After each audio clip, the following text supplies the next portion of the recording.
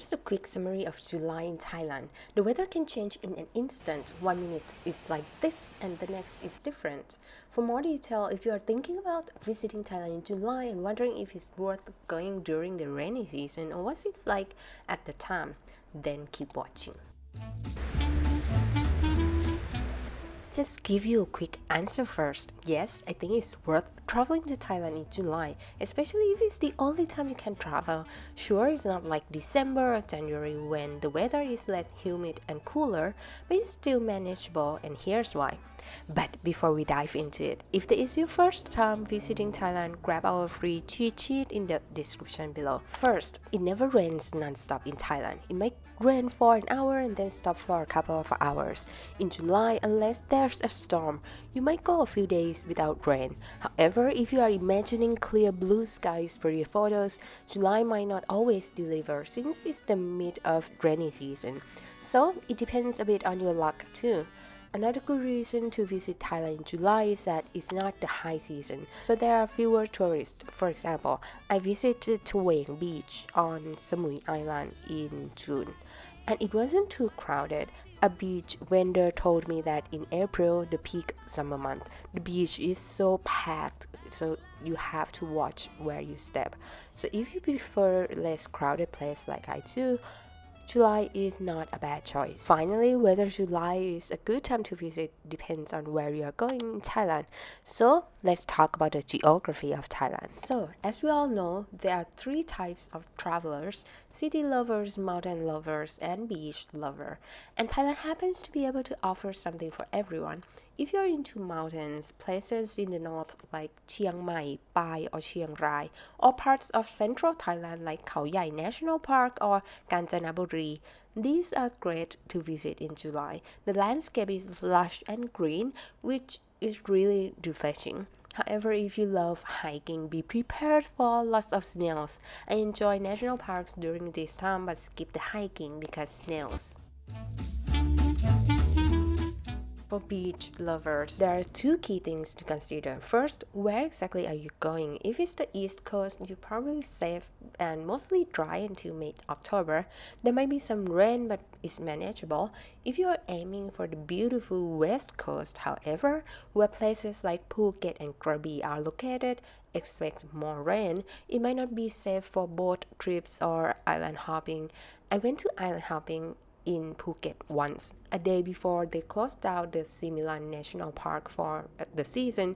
It was sunny in the morning, but on the return trip, a storm hit and the waves were so high it was terrifying. I honestly wonder who'd get the insurance money if I didn't make it. True story. Also, remember that national parks opening and closing dates can vary slightly each year depending on the weather, so check their official websites for up-to-date information before you go. Let's talk about the most important topic: precautions before coming to Thailand in July. Flooding can happen in Thailand during July. While the rain isn't as heavy as in September or October, it can still cause short-term flooding. This is often due to clogged drains or poor drainage systems. Even in Bangkok or other parts of Thailand, you may experience some flooding. For example, when I was in Samui Island in June, it rained heavily for about half an hour, causing ankle-deep flooding that drained away in about 15 minutes. We were able to walk outright after lunch. It's even more important to be cautious if you are visiting national parks with waterfalls or caves. Flash floods in mountain area can be very dangerous during this season. Before hiking or exploring, check any warning signs at the park entrance. If there aren't any, look out for the changes in water color. If it turns murky or brown, it means a flash flood might be coming. And while we are on a topic of flooding, let's talk about what to wear or pack during this time. As I mentioned about the flooding, I wouldn't recommend wearing white sneakers.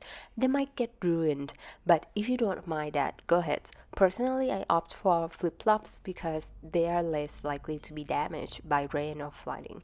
Even though it's not technically summer, Thailand is hot all year round, so lightweight tropical clothing is ideal. Unless you are heading to the highest mountain like Doi Inthanon, where I visited last June and it was less than 20 Celsius. Quite cold with the wind. I had to wrap myself in a hotel towel.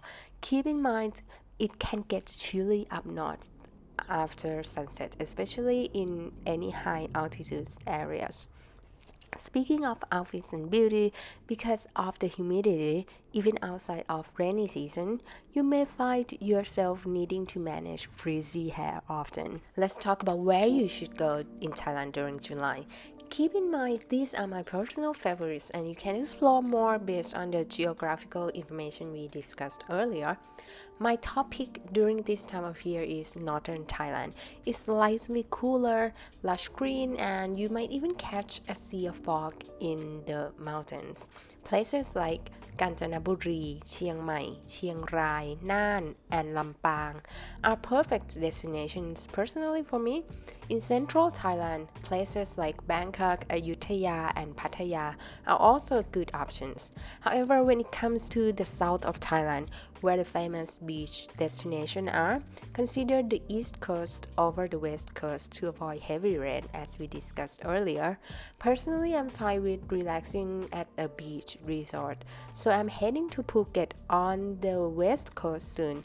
Rain or shine, I know there will be enough clear spells to explore the old town of Phuket and visit temples. However, I won't book a boat for an island hopping tour because I know it can be risky.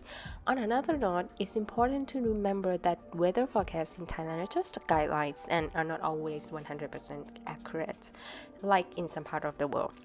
Whether you are using AccuWeather or any other app. In July, Thailand observes two significant public holidays that you should know about. One is Asaraha Busha Day.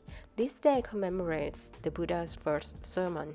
It falls on July 20th in 2024, which is Saturday, with Monday being a substitution holiday. Note that the date will change from year to year based on the lunar calendar. While most businesses remain open, government offices are closed. There are also restrictions on alcohol sales. On this day, you can visit temples to witness Buddhist participation in candlelit procession, where people walk around the main chapel 3 times clockwise. It's a great opportunity to experience Thai culture firsthand. Second, Wan Khao Phansa, following Asaraha Busha Day and marks the beginning of the 3-month Phansa period for monks, or as known as the rain retreat. When monks traditionally stay in the temples only, people often visit temple to offer large candles that will be used throughout the retreat period. Third, King's birthday, falling on Sunday in 2024, so the following Monday is a substitution holiday. Companies will be closed, but local shops for shopping and food usually remain open. If you are on a business trip, expect most companies and government offices to be closed during this time. As for festivals and events, it's best to check up-to-date information on official Thai tourism websites, as there are often many interesting activities, especially during holidays like this. I will leave the link to the Thai tourism website in the description below for you to explore further. And that's it for July in Thailand. I hope you found this helpful. If you did, please like and subscribe for more. Thank you, and until next time, สวัสดีค่ะ